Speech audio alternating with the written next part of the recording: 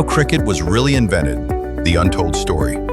When we think of cricket today, we imagine roaring stadiums, high-definition broadcasts, multi-million-dollar leagues, and global superstars.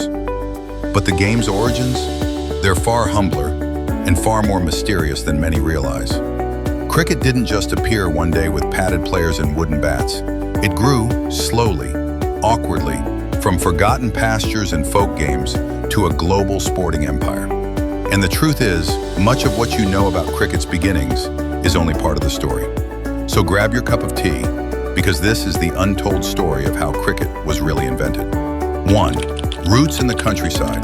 Cricket's earliest roots trace back to 13th century England, in the rural counties of Sussex and Kent.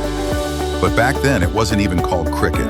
Young shepherd boys would pass time hitting balls made of wool or rags with sticks or crooks, likely curved like a hockey stick. The ball might be a lump of sheep's wool wrapped in cloth. Fun fact, the earliest known reference to cricket was in a 1598 court case, where a man named John Derrick said he played cricket as a schoolboy back in 1550. So yes, cricket may have started as a child's game, but what grew out of it was anything but childish. 2. Etymology and theories. Even the name cricket has mysterious origins. Some believe it comes from the Middle Dutch word cric-e, meaning stick. Others point to the French word cricket, meaning goalpost. Still others say it evolved from crice, Anglo-Saxon, again meaning stick or staff. What's clear is that cricket was born from the blending of rural customs, medieval ball games, and evolving English culture. It wasn't invented like an iPhone. It grew organically, game by game, year by year. 3. The bat, the ball, and the wicket. In early versions of the game, the bat resembled a hockey stick, curved, short, and heavy. The ball was underarm bowled, rolling on the ground. The wicket was a simple gate or stool called a wicket gate, hence the name. By the 17th century, we begin seeing changes. Bowling evolved from underarm rolls to higher deliveries. The bat became straighter, and the wicket transformed into 3 stumps with bails balanced on top. All of these changes happened not because of some grand invention, but because of players adapting, experimenting, and competing. 4. Cricket goes to war. In the 18th century, cricket wasn't just a sport. It became a tool of class, politics, and even gambling. Aristocrats sponsored village teams. Landowners bet enormous sums on matches. Cricket was played on estates and farms, between workers and landlords, rich and poor. But there was tension. Matches could get violent, brawls broke out, and the line between a friendly match and a riot, often very thin.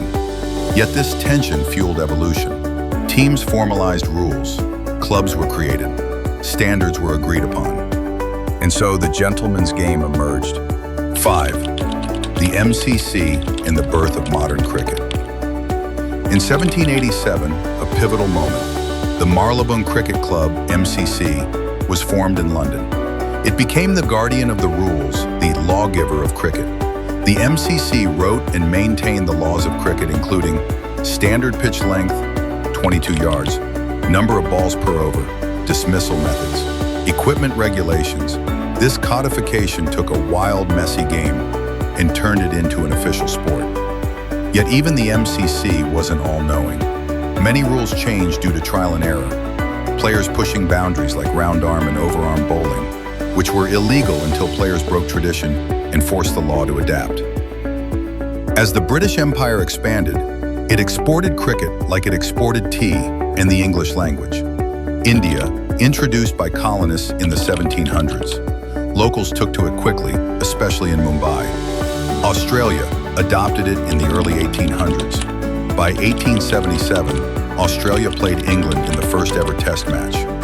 Cricket became a form of resistance, where Caribbean teams would beat their former colonizers. South Africa and New Zealand also embraced cricket, forming their own strong teams. Cricket became more than a sport. It became a cultural weapon. Women played cricket as early as the 1740s, yet were written out of mainstream histories. Poor villagers often outplayed upper-class teams, but their names were lost. Black cricketers in the Caribbean and South Africa faced racism and exclusion, yet built legendary legacies. Cricket was once banned in certain areas, like during the Puritan rule in England, who considered it immoral. The real story of cricket includes many voices. not just the elite or the English.